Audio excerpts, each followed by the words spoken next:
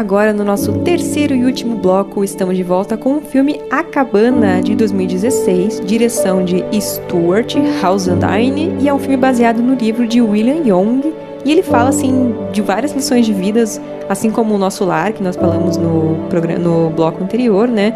Mas de uma forma um pouquinho diferente, porque no Nosso Lar a gente fala da vida após vida, né? E na Cabana a gente fala um pouco sobre abrir a mente do personagem Mark em vida.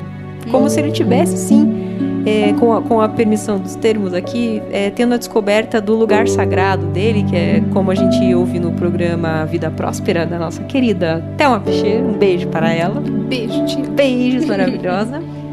E eu fui muito interessante porque ele trabalha diretamente com esse personagem lá na raiz, lá dentro ali, né? É um filme muito interessante porque hoje o programa a gente vem vindo do espiritismo ali, né? E a Cabana, ele é considerado, né? Não gosto de rótulos, né? Nós não gostamos de pôr muitas coisas em caixinhas. Mas ele é considerado entre muitas aspas, né? Católico. Um filme católico / evangélico, né? Isso, porque ele traz a questão do o Pai, o Filho e o Espírito Santo. E daí na questão evangélica, daquelas grandes reuniões de tá curando, tá não sei o quê. Mas é muito mais profundo do que isso, porque como a Cami falou, nós estamos falando hoje de filmes mais assim com uma veia espiritual, que é assim, antes de toda essa caixinha que o ser humano, que o homem coloca. Adora categorizar, né? Adora categorizar. Não, é muito além, é tipo o a mais, né? O superior, a iluminação. O interessante, quando o filme saiu, eu não sabia, eu sabia que era de um livro, né, mas eu não sabia que ele era considerado católico / evangélico, né, e quando eu assisti o filme, eu fui sem muita expectativa, achei legal porque tem a brasileira, né, Alice Braga ali, e, gente, eu saí do filme muito, muito alegre, porque... É um filme que mexe, né, com a gente. Porque é uma verdade inata ali, ressoa dentro de você, sabe que aquilo é verdade, né? E eu saiu algumas pessoas reclamando do filme, eu não estava entendendo direito, né? E porque também é interessante, porque ele mexe com paradigmas dentro do próprio catolicismo. Exatamente. Ele é questionado dentro do próprio filme. Teve muitas pessoas mais católicas, mais fervorosas, que reclamaram, né, do filme, de algumas escolhas. Por exemplo, a questão é muito interessante de falar que o filme ele mexe muito com a tal da essência, né?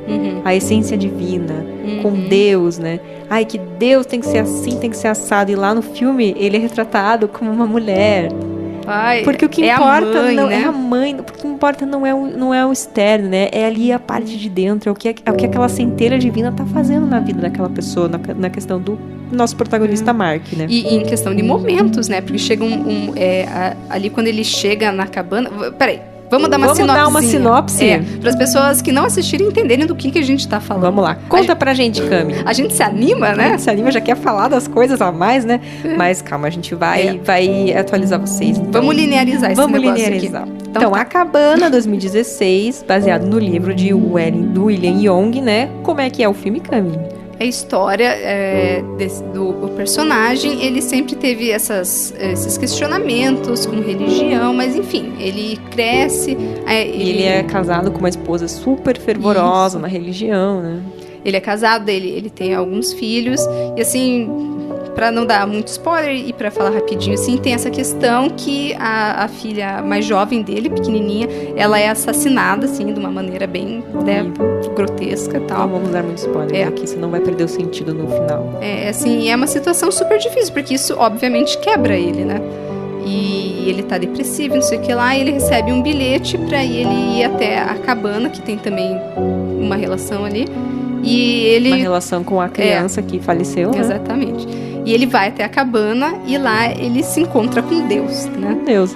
Que é uma mulher negra, mãe. Maravilhosa. E a cabana é um lugar, assim, aconchegante, né? Com um cheirinho de torta. Com pessoas ali dando amor, luz, flores. Tipo, detalhe que ele tava... Pra achar essa cabana, ele tava, tipo... na montanha, na neve, não sei o que, de repente começa a ver borboletas, luzes, flores, quase como se ele estivesse numa meditação entrando num lugar sagrado, né? Ele passa realmente por um portal ali.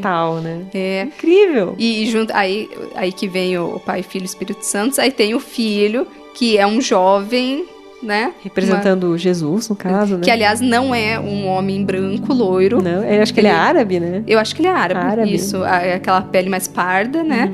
E o Espírito Santo, que é uma garota japonesa.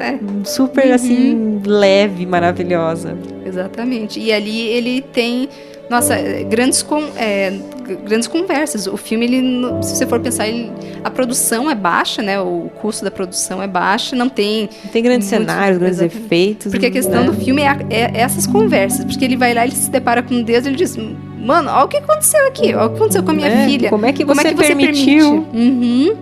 E aí que vem todo que precisou dessa figura materna que ele precisava daquele calor, ele precisava daquele abraço, e assim que ela vai explicando como é que as coisas funcionam, né? E que todos são filhos de Deus, né? Exato. E, enfim, ele traz algumas questões, filosofias bem interessantes para refletir, né? Muita gente diz: olha o que está acontecendo no mundo, olha o que aconteceu com a minha família, olha o que aconteceu com essa pessoa.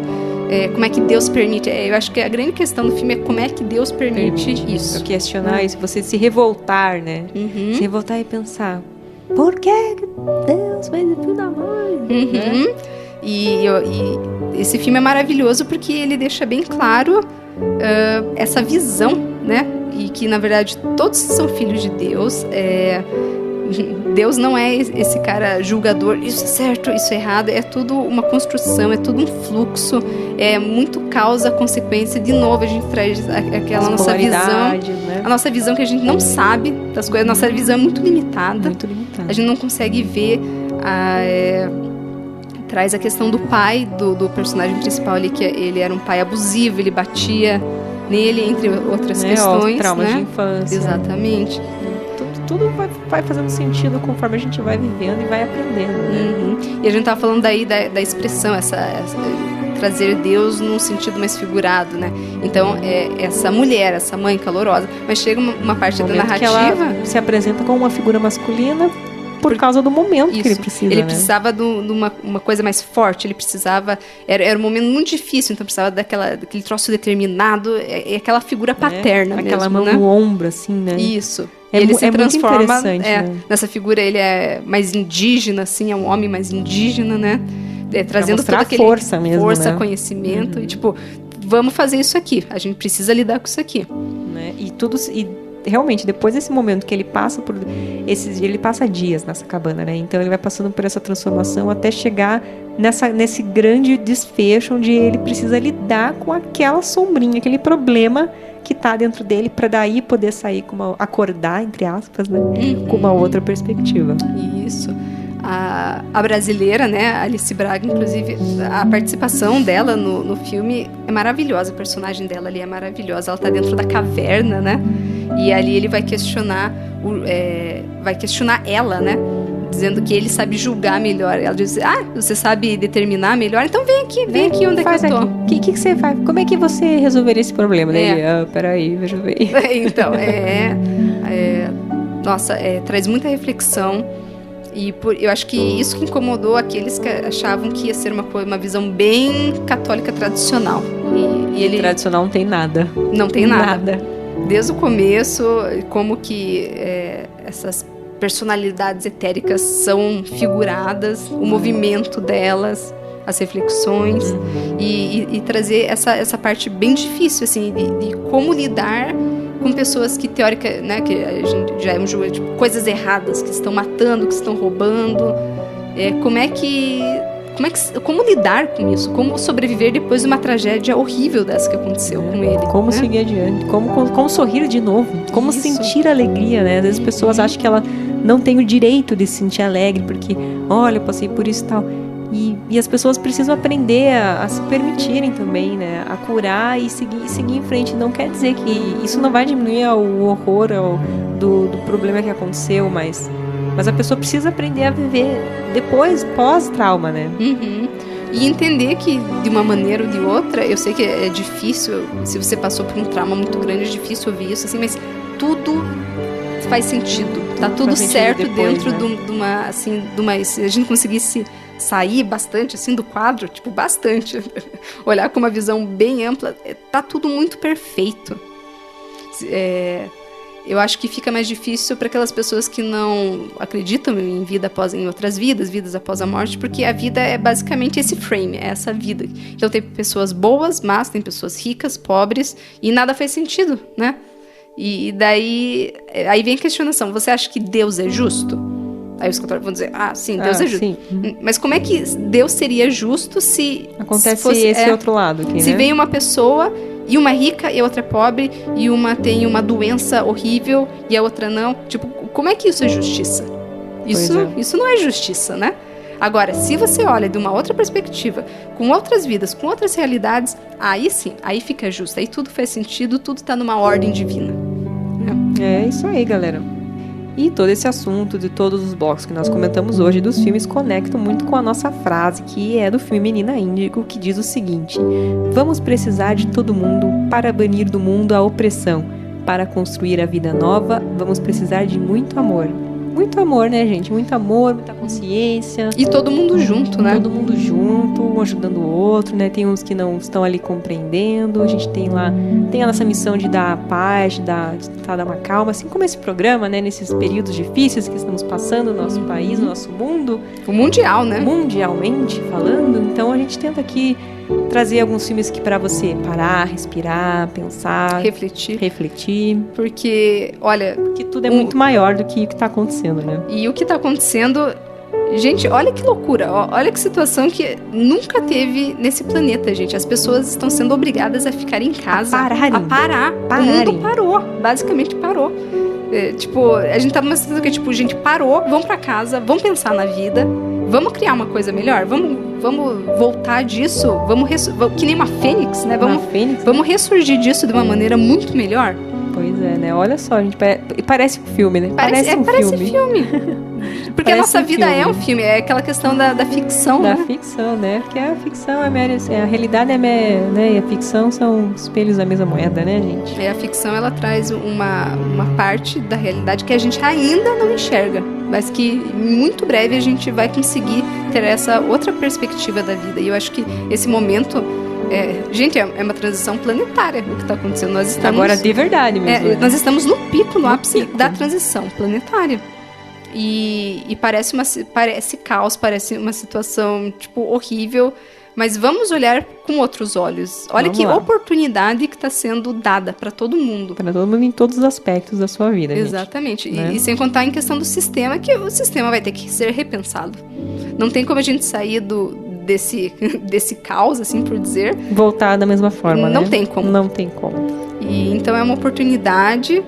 E tamo junto, né? Tamo junto. Vamos manter a calma. Vamos manter a calma. Vamos, fazer as coisas, as precauções, vamos lidar com o lado biológico, com o lado físico da coisa, mas... Com calma, gente. Exatamente. Com calma, sem pânico, com tranquilidade, sem com amorosidade. Olha aí, a gente tá falando sobre amorosidade e as pessoas juntas. Olha quanta...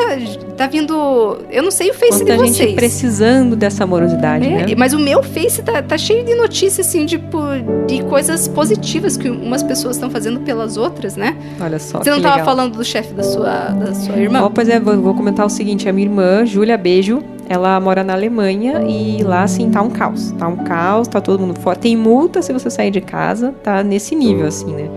E daí ela tava assim preocupada, pensando assim, 2 semanas que elas não podem ninguém sair de casa. Ela pensou assim, vou ficar em casa, mas nossa, eu só vou comer porcaria, né? Porque eu não me programei pra ir no mercado, essas coisas.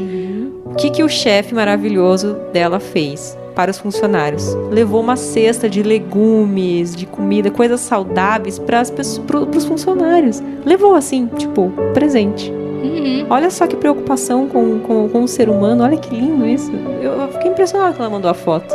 Foi muito legal, muito legal. E eu tô vendo assim, muito, eu vi outra notícia do empresário que, eu não sei, ele tinha acesso, ele comprou, não sei, mas ele tava com bastante álcool gel, aí começou a distribuir. Eu achei muito legal. Exatamente. Isso, né? E tem um outro empresas que trabalham com álcool, que né? tem estoque, sem aumentar o preço, falando, gente, por que eu vou aumentar? Quanto mais as pessoas se cuidarem, mais o cuidado vai passando pra frente, né? Então, olha que oportunidade bonita, que momento histórico que a gente tá passando. Né?